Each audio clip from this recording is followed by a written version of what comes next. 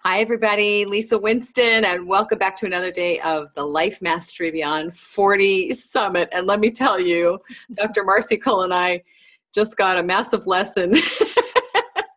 And I'm so grateful that she stuck around with me. Oh my gosh, Marcy, thank you for being here with me for an hour. And now we're going to go another hour. Woo! Woohoo! But you know what? This was so perfect because mastery is about S-T stuff happens, right? and so we guess what? We learned a new skill. We're on Zoom now. We totally learned a new skill. Everybody, get off Skype, it stinks. But anyway, and thank you. You are so beautiful. You know, most people wouldn't stick around to do that. And thank you. Now I know, and we won't have any more problems from now. Me too. It was on my bucket list too. So are you serious? You're so adorable. There you go for it. I know, seriously. Okay, cool. So I know it's running late, and we're going to do our interview anyway. And let me tell you about Marcy really quickly. And you guys, you know what the summit's about. It's about life mastery and not getting old, but just being as vibrant as you possibly can, as long as you possibly can. And so anyway, we're going to start this. And this woman is very powerful and does a lot of really cool things. And I'll tell you a little bit about what she does, and you can check out her website afterwards. Dr. Marcy Cole, PhD, is a holistic psychotherapist, author, speaker, community mobilizer, and humanitarian visionary. I love that. She received her BS in Communication Studies, majoring in radio, television, and film from Northwestern University in Evanston, Illinois. She earned a master's degree in clinical social work at Loyola University in Chicago and a doctorate in philosophy from the Institute of Clinical Social Work in Chicago. She has worked in both inpatient and outpatient settings with adolescents, adults, couples, and families. For the past 15 years, she has developed an extensive private practice, working with insight-oriented adults and couples interested in improving the quality of their lives. Her orientation is integrative, merging traditional and holistic modalities of treatment, and I love that. Dr. Cole views the treatment process as one which embodies the creation of a safe space for personal reflection, reevaluation, healing, transformation, and manifestation. The goal is to assist each individual to come to know and value themselves. I love that. That's what I'm all about too, and I love that. Releasing that which does not serve them and focusing on that which promotes a healthy sense of mind, body, spirit, vitality, and well-being. And Dr. Cole's been featured as an expert on television shows such as Dr. Drew's Life Changers on the CW network, Millionaire Matchmaker on Bravo, Braxton Family Values, and Issues with Jane Velez Mitchell on HLN. And she has started a host of amazing things, which like I said, I want you to go to her website and check out all the things that she does, because she is really a major contributor to what's going on in the world, the consciousness, raising the consciousness of the planet. And I love that. Thank you for your contribution. It's awesome. Thank you. And for being here with me still. Lunch on me. I was so not kidding. I feel like after that, it's like a half hour of this discussion's over. We did it. We lived it, right? 50 words, 50-word bios from now on. I love it. Oh my God. This is so cool. You know, but that's what I love about authenticity. You know, I love just being us, right? That's the fun of it. Not everybody can do that. Really, it's valued it. Yeah. All right. So I'm going to get into the questions right away, because you have some really great ones here for me to ask you. And I can't wait to hear what your answer is going to be. Initially, I asked you to just speak a little bit into your journey. I know that we're going to do the condensed version, but if you could just give us a little background about where you came from, some of your challenges, and maybe what propelled you forward into what you do now, that would be awesome. Wow. That question can actually probably be, integrate all of them, yeah. My background. So let's see. So after school, I was headed into broadcasting, and I had that little voice inside of me that said, you don't want to end, this isn't for you. Yeah. And then I went into the vortex of, I don't know what I'm going to do. And then I just kind of kept following the lead and it ended up in television media sales, in which in my 20s, it was wonderful. It was fun. I was thriving. I was making crazy money. It was the heyday actually of that business. And they were grooming me for management and all of this. And then I had a roommate that said, oh, I'm getting my LCSW in social work. And I said, what is that? I had no idea there was such a thing. And there's that little voice that happens inside of us when we just know, and I'm like, I want to do that. Meanwhile, I go to my manager and he says, sure, you can take classes on the side. Nobody really thought it was serious. They thought, oh, she just wants some intellectual stimulation on the side. And I ended up quitting this amazing job after 6 years and going into social work. And my family thought I was out of my mind. But you know what? I never looked back. It was something where I just knew I knew that what I was doing before was fun and it was lucrative, but it wasn't fulfilling. It wasn't really nourishing me, and it wasn't really going to really take me the distance. And so I went into social work, worked with the chronically mentally ill in a community mental health clinic for several years. And then I went into private practice. In the meantime, I got married. I credit my PhD program, which I had not anticipated doing, to my ex-husband because it was kind of my intellectual distraction. Also the little voice that said, this doesn't feel right, but I did not trust it enough at 28, 29, 30, until finally early 30s, I had the courage to say, you know what, I need to leap here into what the unknown, and assume it's going to be okay. Did that in my 30s, was dating, learned a lot from that first marriage. I started a private practice that flourished in Chicago. And then I moved to Los Angeles when I was 40. And it was that year that I met my current husband. And by the way, in the meantime, through all of this, besides having a private practice, I was also meeting with women in living rooms in Chicago. I just loved bringing women together, and we called it First Tuesday and then First Wednesday. And then I came to LA and they wanted me to do it here. And I'm like, okay.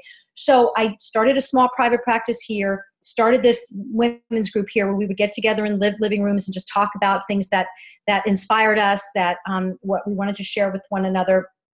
And so that was happening. And then on the marriage front, I wanted to have a child and thought everything checked out okay. I went through fertility and it didn't happen.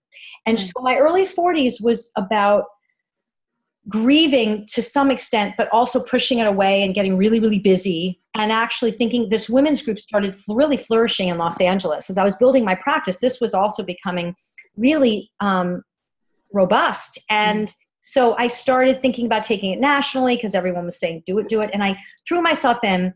But again, it didn't really feel like it was what I was really meant to do. And anyway, and then what happened was a few years ago, the download about not having children came to me that it really morphed into the launching of a nonprofit called See Mama, which was really about creating a platform for other women that by choice or circumstance didn't have kids. And so my hands have been in a few pots. My private practice, First Tuesday, which is now called First Tuesday LA. And we have live events with unbelievable self-development, professional development, and a very wonderful online community. And then this the nonprofit See Mama. That's, you know what I love about that? My first summit was called Awaken Your Core Fire. And I talk about everybody has a core essence. And, we've all been through trauma and drama and some really tough things, some people more than others, but they're all difficult to each of us. And the really cool thing is that you can either let it completely break you, not having a child that could have just ruled your life and you could have become depressed and, whatever, but you actually take that fire, you just take it and I feel the energy of that. I feel how you just shift it into helping someone else, and it helps you in the process. And that's just so beautiful. And also it's about hitting walls too. I'm sure you hit plenty of walls, but you had that commitment to go further. So you hit those walls, move beyond it. You found a way and you really listened to your inner voice. What was your truth? What felt light and right for you? And I think that's really what it's about for any of us at any age, in moving forward into having a vibrant life, just reinventing yourself constantly. That's right. That's exactly right. We're on the exact same page. And that's why, Lisa, that's why I created the lessons learned blog and the Everyday Alchemy vlog on my Dr. Marcy Cole site, because that what you just reflected back is there for all of us. The fact that there in every experience there's lessons learned, and alchemy is really about transformation, the process of transformation, and the idea that we have infinite power as human beings and in every experience to alchemize and transform, bummers into blessings and find the riches and find the gems. And, one of our recipients, one of our initiatives at CMAMA on the nonprofit is we give these $5,000 grants to eligible childless single women, men, and couples who are adopting older kids in need. And to make a long story short, just yesterday I'm on the phone with one of our recipients, a couple who adopted twin toddlers from Bulgaria with special needs. They came here, what happened? Well, they find that the little boy has cerebral palsy, and the little girl has severe brain injury. And so, see, Mama is paying for their medical bills for these children. Well, guess what? After feeling depressed and the shock and the overwhelm, this couple, what they've done is exactly what we're talking about. It has become a bigger calling for him. Just like for me, it became a bigger calling for me when I wasn't able to have one child to create this platform. He quit his corporate job. He's going into nonprofit work to advocate for orphan children all over the world who don't have a voice, okay? And special needs children. I mean, I was blown away. I was sitting on the phone and I was just like, I cannot tell you, so yeah, it's a difference between surviving and thriving. And we, as you say, we all hit, things don't happen the way we thought they were going to happen. We all have loss. We all have disappointment. We all have, trauma to some extent, and it's what we do with it. And, yeah. So it's so beautiful. Oh my God. I mean, wow. I don't even know what to say about that. It's like, he had that experience so that he could actually follow his life's purpose, Yes. You don't know until you get there, I guess, things happen. I love what you said. What was it? Turning bummers into blessings. I love that terminology. So like, since we're talking about 40 and beyond, and again, I mean, I just turned 57, so 40 to me seems like. Bless you. You're hot, girl. Oh, you're gorgeous. You. Beautiful. Inside and out. Kid inside. Shall we keep that with us always? For sure. Yeah, but I mean, that's the whole thing. I transformed my life. I found conscious love at 55. I started my conscious business at 52. Kind of like, the more you do and the more that energy goes, you get amped up. I mean, you become literally ageless. Your body gets healthier and all that. So, can you speak into that a little bit more? Like what you were just talking about, turning bummers into blessings. I mean, when you get older, a lot of people, when they get older, they have that old social consciousness of, we're going to retire and get a walker and go into a home and take pharmaceuticals and, the whole thing. There's this whole consciousness, but we need to flip that because, there may be some physical things that happen, but we can get beyond them, right? I mean, can you speak into that a little bit about that mindset and how you can shift that? Yes. Look, if you look at all the spiritual or most of the spiritual masters and epic teachers in terms of self-development and they have been through dark times. They have been through the dark ages and back. And so I don't know that we necessarily need pain to grow, but we certainly can use it. And so, I really believe in this whole interconnectivity between neuroscience and positive psychology now and the power of thought. And what I'm doing with my clients, I'm affiliated with a group called Mind PT, which integrates the two with an app that you can see the visuals and the affirmations. And what I've been doing is I've integrated some muscle testing into my sessions with people to show, to reflect back to ourselves how fast, if we choose a positive feeling thought and we choose to say it out loud, how it sends a signal to our brain and it affects every neuron in our body, and the power of our language, of course, that goes along with that, and how it strengthens our body. All of a sudden, I can't pull their fingers apart when they're saying a positive thought versus a negative, depleting thought. And it just shows us, we talk about psychobabble and people say affirmations, I don't believe it. But it's so potent. And this very simple exercise shows us how we do have the power to turn. It's really about, I always talk about a lens. Like, when you go to the eye doctor and they go, okay, now what do you see? And now what do you see? Right. We can look out in the same horizon and see different things can come through depending on, the lenses we choose to look out of. And so it's like our script, it's our story, and our story can be told in a million different ways, right?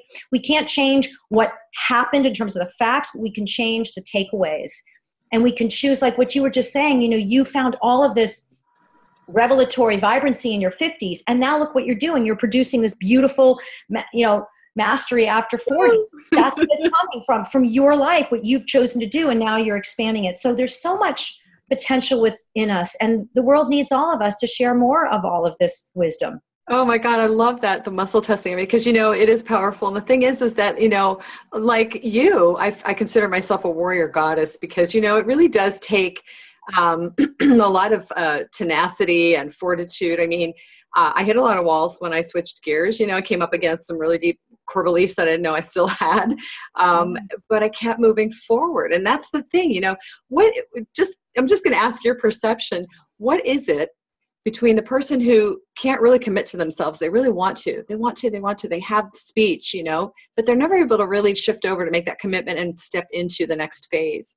What have you found with people like that? Is there, is that just something that we all do until we just get pummeled enough till we're, you know, we have to make a choice? Or yeah. Well, it's kind of the wonderful, you know, mystery of two children can come out of the same womb and have challenges, and one goes to the, you know, down the path.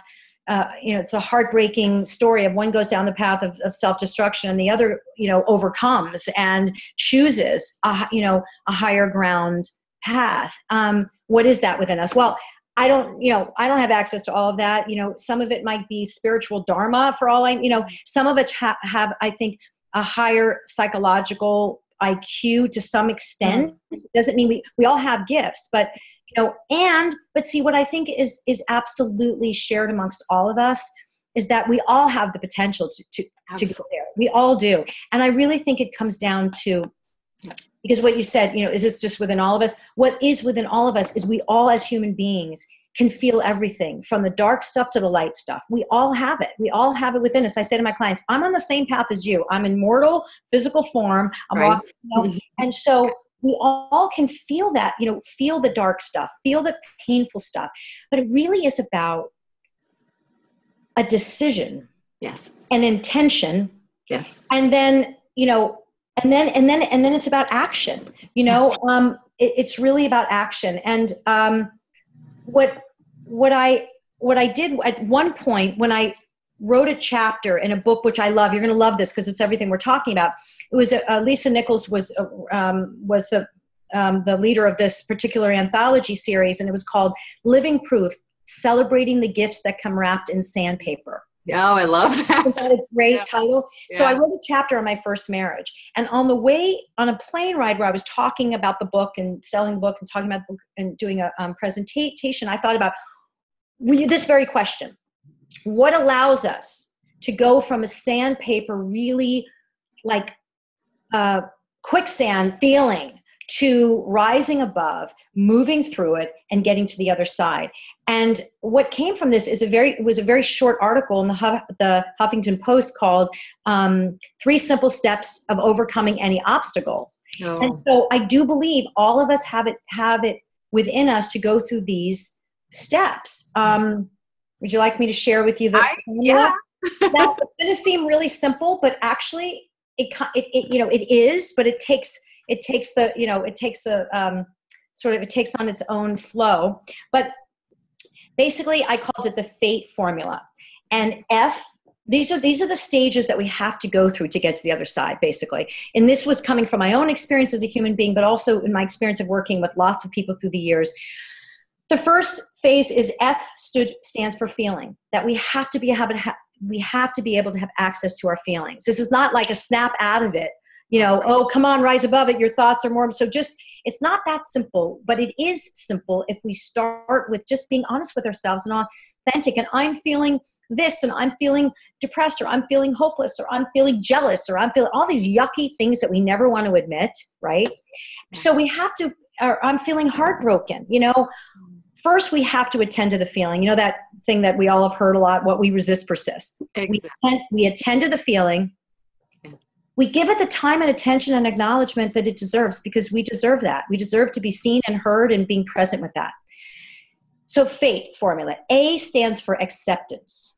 So once we've had our you know, time, it could be a moment, an hour, a day, a week, or month. Nobody has the right to tell someone else when to snap out of that. But it is a very important phase, but we don't have to wallow in it forever either. And so when we decide to accept what is, you know, it is. I didn't have children, you know, at first there was grief, and then it was like, wow, you know, there's like the shock. And then it's like, okay. There's a lot of peace that comes with acceptance, regardless of what what you're grappling with in life. Now, some people hang out right there. They just go, oh, well, yeah, that happened. But in the FATE formula, T stands for transformation.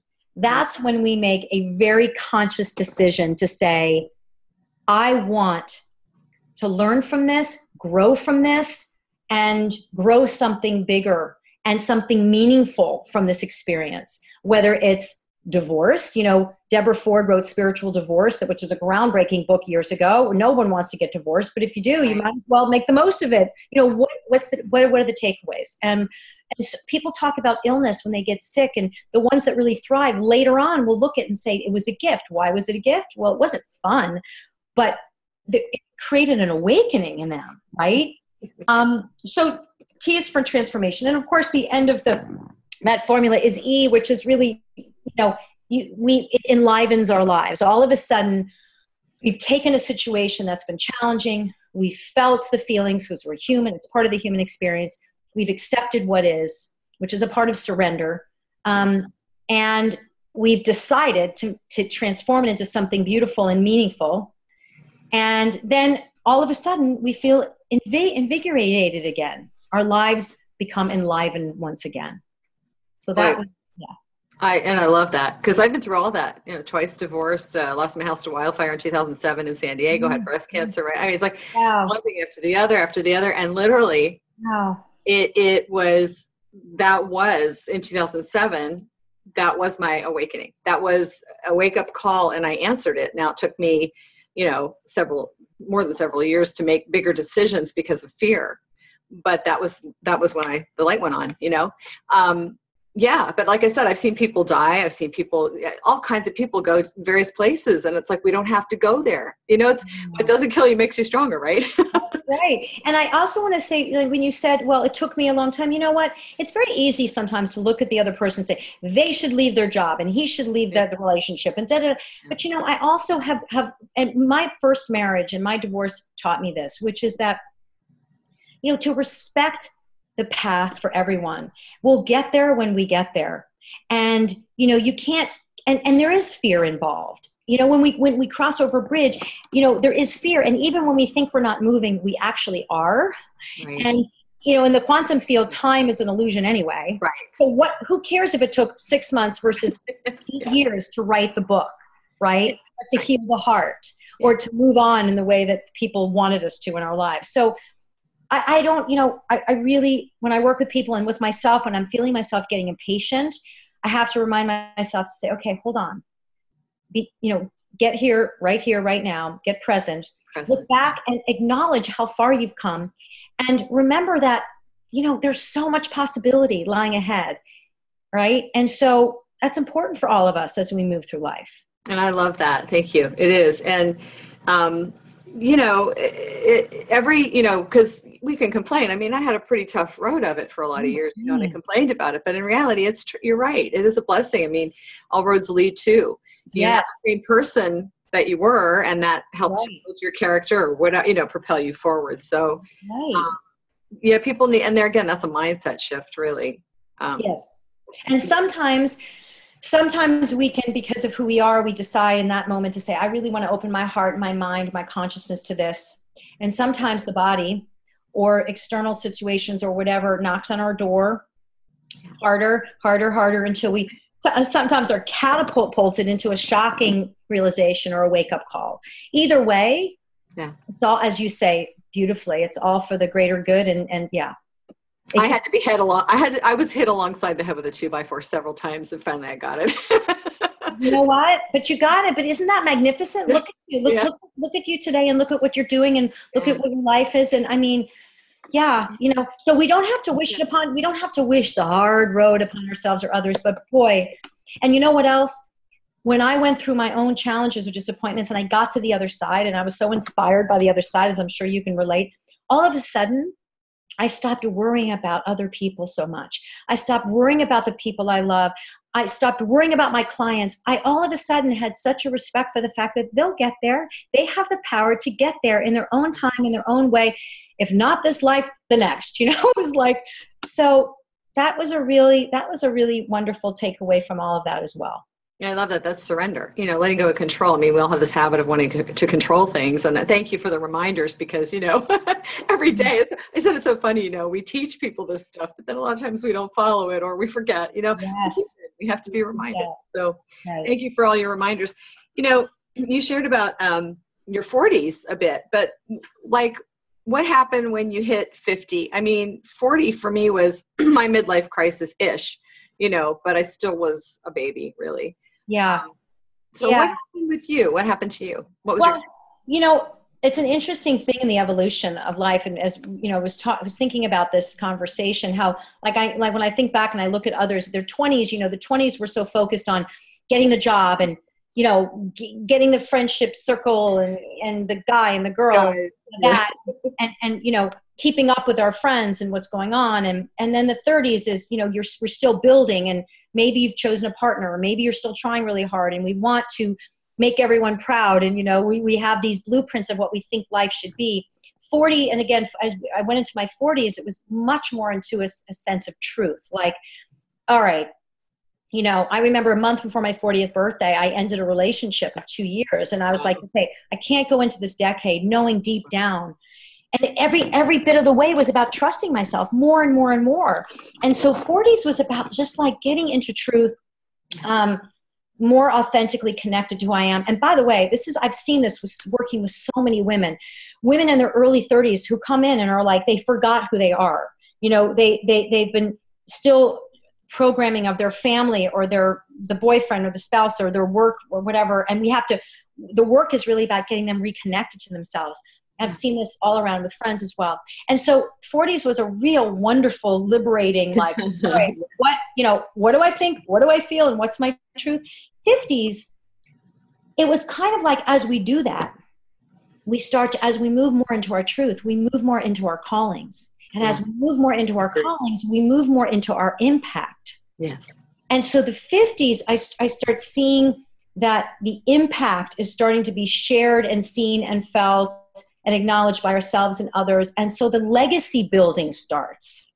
Yeah. 50s, it's like legacy building. And then it's really quite exciting. Now, when they talk about 50 as the new 30 or whatever, I think that we are a generation with so much vitality and so much, again, stored wisdom and learned wisdom that there's still so much ahead for all of us. But I think you talk to most people who are trying to stay awake the best they can in their 50s, the seeds they've been planting all along have really not only sprouted, some are seedlings that you're starting to see, and some have really sprouted. Yeah. And so that's what I think the 50s are, the sense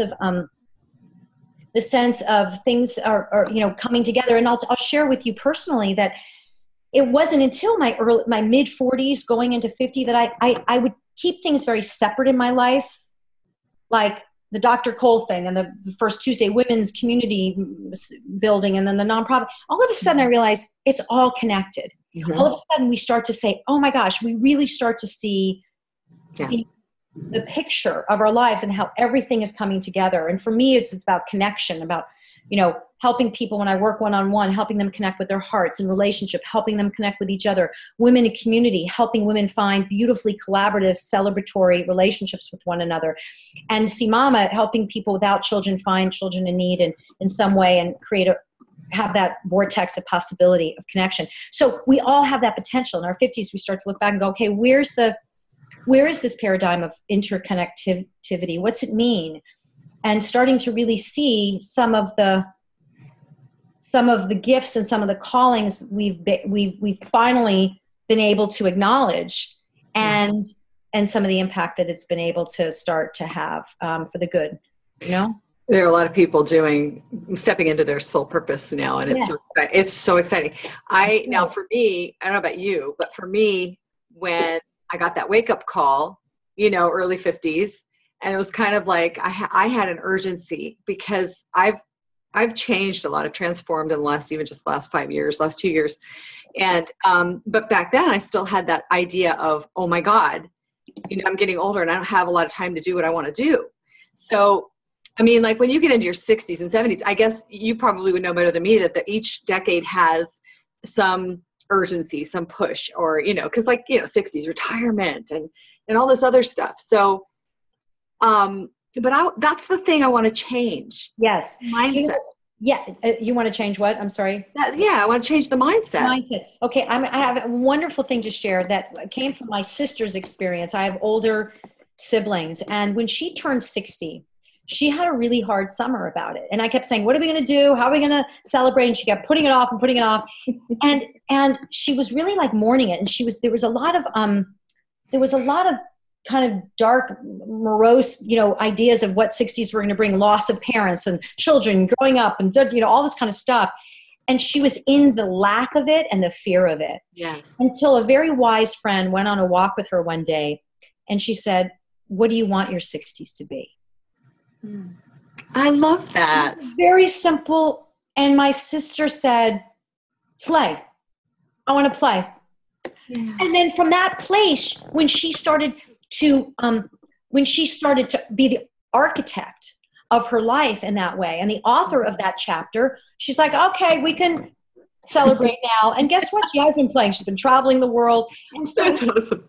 It was a really inspiring moment for me to watch, you know, 12 years behind chronologically, that in fact, we can apply that to anything. What do you want it to be? You know, you want a relationship. What's your vision? You want, you know, I always ask someone, what's your chronological age? You know, I don't say, how old are you? Can you believe that that's the way we say it? How old? I know. And it feels weird when I ask people that. I'm like, how young are you? How can I say that? Exactly. Exactly. Listen, I introduced my 92-year-old father, an 89-year-old mother. I say 92-year young father. And because they're so young in spirit. And so, yeah, we can, you know, we make it up as we go.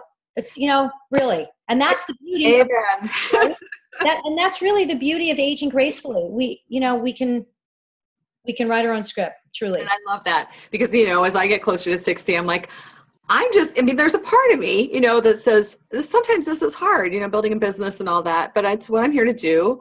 And my vision is my why is really to get to freedom, you know, my financial freedom, just my personal freedom, and to be able to serve. But you're right. If you, as opposed to, oh God, the 60s or, oh God, the 70s, what is it? What's your goal? What's your vision? Well, there are no goals. I mean, we're always evolving, but I love the way thank you. Cause you just made that really clear for me as I move toward that myself. Yes. What is my vision that continues to grow and evolve? I mean, we don't even know how we're going to grow beyond, you know, 6 months from now, really. We're going to be different than we are now. Of course. Of course. And I also will share with you, Lisa, and everyone watching that, you know, Marianne Williamson has been a friend and mentor and inspiring visionary. I've put her on my stages many times. And she often on stage quotes the Course in Miracles. And this is, and what I've been doing that really makes a difference in allowing ourselves to be intentional and action oriented to the extent we are crafting our lives, but at the same time, letting go and staying present and trusting that all is well and all will be well. Yeah. That beautiful thing she says a lot, and she quotes it from the Course in Miracles, where the prayer to the God of your understanding, to the divine is, please tell me, where would you have me go? Where would you have me go? What would you have me do? What would you have me say? And to whom would you have me say it? Isn't that beautiful? Yes. And isn't that right? So as you're busy doing your Lisa thing and beautiful, and we all are trying to stay attuned to that. Boy, if we can wake up with that every day and just say, okay, my body's the vessel of my soul. I am a divine being, and there is so much infinite support around me and things I cannot even see. But if I can surrender and be open and realize that I am not in control of most of everything. In fact, the other thing she said, which I loved once, was you're the fountain, not the water. Right. Yeah. Oh, I love that. She's one of my favorite. I mean, my partner has been working with her on campaigns, and, I met him actually through her campaign when I was in Malibu. Yes. So she brought us together, and then we go see her at the Sabin, all the time. So beautiful. Yeah. And we're going to miss her because I know she's moving to New York soon to be closer to her daughter. But that has actually become that saying that you brought up first and foremost, because that's what we're here. We're vessels. I mean, we're not in control. Right. Yeah. So thank you for bringing that up. That's so true. That's a great lesson in surrender. Oh, no question. You know, it's also surrender and support. It's trusting that we are supported, you know? I mean, whenever I doubt it for 1 second, I just put it out there and I'm like calling all the, you know, and I swear it's like so interesting. It's not like they appear before you, like your, but all of a sudden there is something that happens that proves that we are so not alone and we are so divinely loved and guided and supported, truly. Yeah. We are. It's true. I just have a couple more questions. I could sit and talk to you all day. I love you. I know.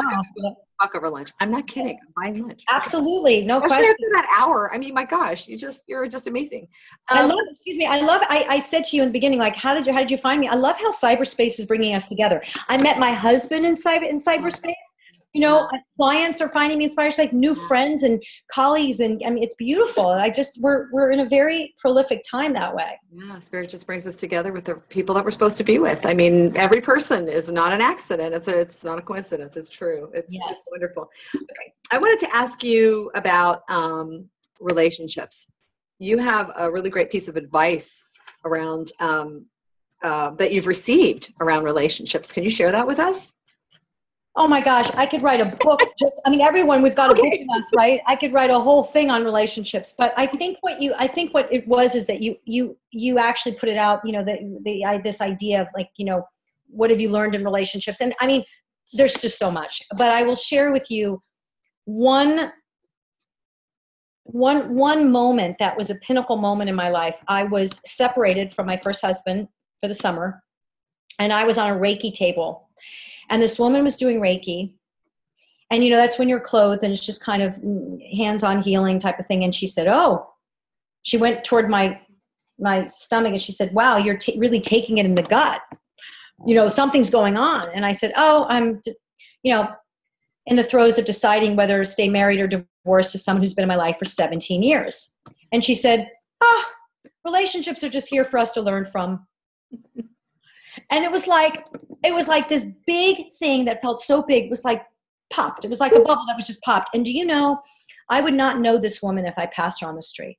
But if I could find her, I don't even remember her name, I would give her the biggest hug of gratitude, because in that moment there was that, it wasn't like we still had to walk through our stuff. And my ex-husband and I are very, very dear friends to this day, but we had to walk through that very difficult time. But it was like, yeah, I'm just, you know, we're just here to learn from this stuff. And I loved that. And there's just so much more, but you know, for the sake of time, she was your relationship angel. You needed her and she came to you and that message got to you and you got it. So I love diffuse the density and the seriousness and the heaviness of it all, you know? Well, relationships, well, they tend to be for some of us. I'm living I had Katie Hendricks on again because I love chatting with her. She wonderful. Most of my summits, and I'm going through conscious loving with my partner, because when you never had a good relationship and you finally get a conscious co-committed relationship as opposed to codependent, it's a whole different ballgame. You know, your old stuff comes up. So relationships can be really heavy, but I love that they are learning. It's a whole different kind of learning. You can learn by yourself, but you learn in a different way when you're with somebody. So yes, and I will say this too: that those intimate these relationships we have in the intimate area of our lives, I think it just takes us back to the deepest longings for connection and the most primal stuff about loss and attachment. And the stuff that was not really developed in a way that completed development in a healthy way as a child is going to come up later. It just is, right? Yeah. Or in other relationships, the unresolved stuff.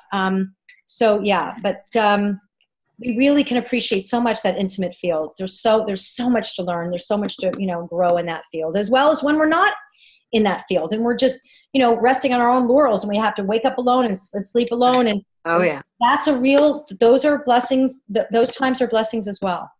But there's so much more we could talk about, especially around this topic of getting older, because then, our bodies change and, our circumstances change, and it's like, but it doesn't matter. You can still find love, until you're 95 if you want to. I mean, really and truly, you're not gone till you're gone. Let's live, right? That's right. Live as long as we can live. That's right. Marcy, what one piece of advice would you give to your younger self? I love this question. Right? It's just such a beautiful question. You know, I would tell her that life is not a blueprint. It's just not. And to trust herself above all other. And that to, you know, stay really super present to what is, because there is beauty. No matter what's going on, there's beauty inside, and there's beauty all around us in any given moment if we just pay attention. I love that. That's beautiful. Actually, I was going to ask you for final words, but that might have been a good way to end it. I don't know. Do you have any, you know, again, you're just this wealth of information, and I love all that you're doing, but for people that are on the summit that are, you know, getting older and wanting to reinvent themselves in a certain way or whatever, what would you tell them for a final kind of a summary of, you know, what they could do, or just some words of inspiration? I don't know, whatever is on your heart. Yeah. Well, you know, it's our birthright to be born, because we're here, and it's our birthright to continue to grow and evolve at every stage of life. And, you know, it is a human intellectual construct that blocks us from all the possibilities that are within us at any given time. We have the potential and the power to be generative at every stage of life until our last breath. And even then we're flying high after that. You know what I mean? That's right. I love it. And also, you know, when we deny that in ourselves, we deny others from being able to receive it. So this whole ageism business, it's just a bunch of, we just have to call BS on the whole thing, honest to God. Thank you. And, you know, really, and just, you know, who am I today? What do I hear? What do I feel? What do I want to express? What do I want to experience? And go for it. Yeah. For ourselves, for our sake, and the sake of all others around us, you know? Anyway, so it's all good. The possibility of this. You tell them, sister. It's all BS. I love that. Because, yeah. Who did I talk to the other day who said, literally when you're born, you start to age.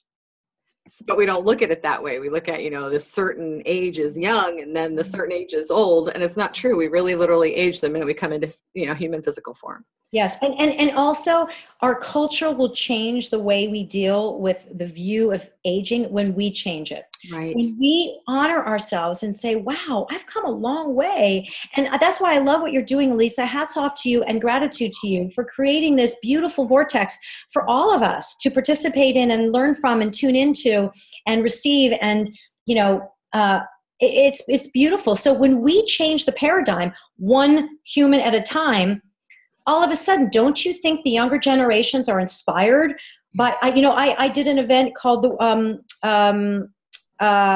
Words of Wisdom, something like that, and the Age of Wisdom. And I had a panel of, I mean, it was so inspirational. There were young women there from all ages, and they were on a high. We owe that to ourselves, and we owe that to them. And but it starts with us. It starts with our own paradigm shift in our minds and our hearts.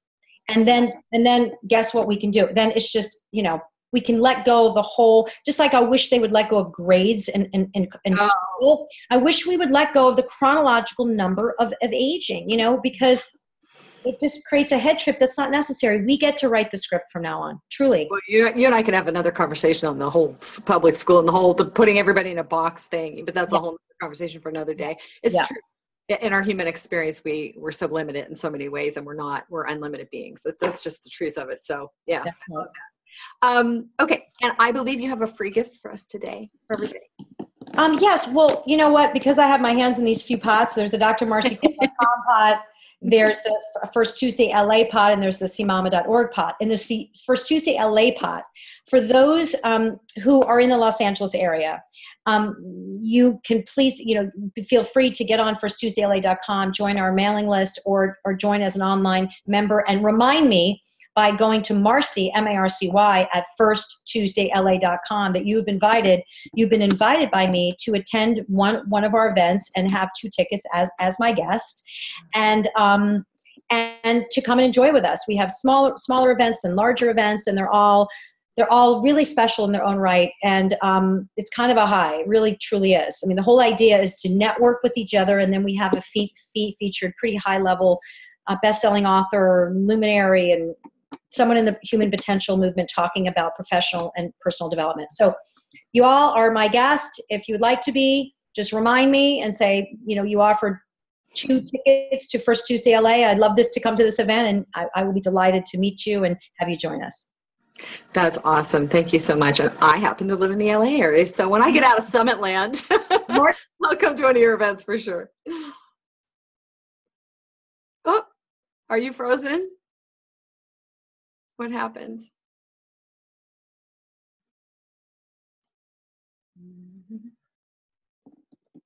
Are you there? Yeah, I'm here. You got frozen. Okay, we'll edit that out. That's cool. Can you hear me? Okay.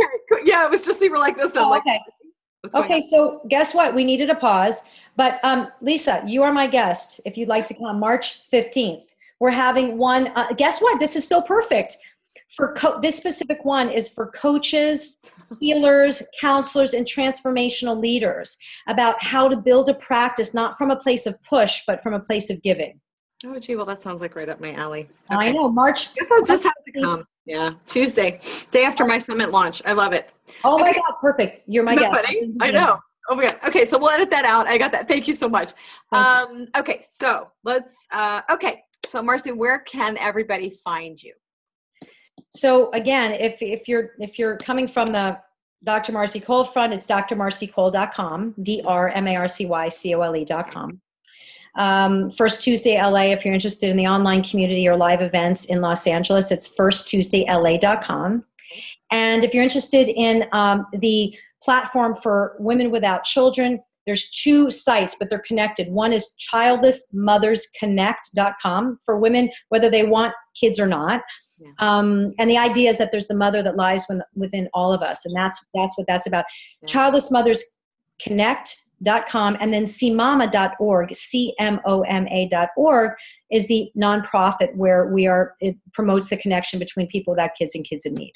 Oh, that is so beautiful. You are such a busy woman. I have a lot to learn from you for sure. And you happen to be in my neck of the woods. Hooray. So I really, again, I thank you so much for sticking with me with all the technical issues. And we got the interview done, which is I really wanted to talk to you. I really enjoy you. You're such a joy. And I just want to thank you for taking all the time you did and again, thank you for your contribution.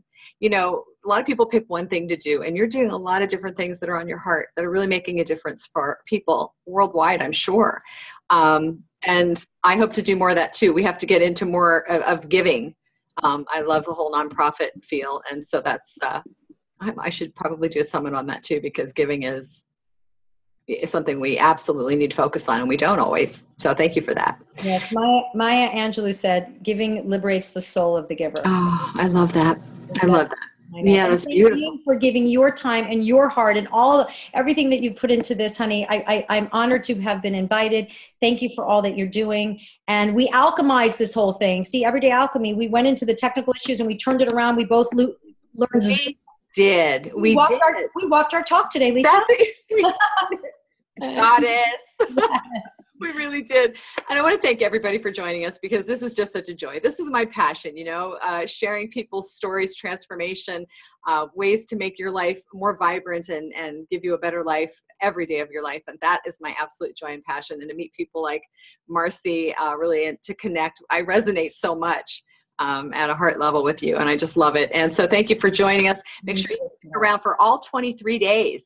Oh, it's an amazing interview. I know it's a lot of information, but it's really valuable stuff, and it's really going to create shifts for everybody. So I want to thank everybody for tuning in. Marcy, thank you. Namaste. Thank you. Thank you. Thank you to all that's tuning in. Thank you. Thank you. Bye now. Bye-bye. I have to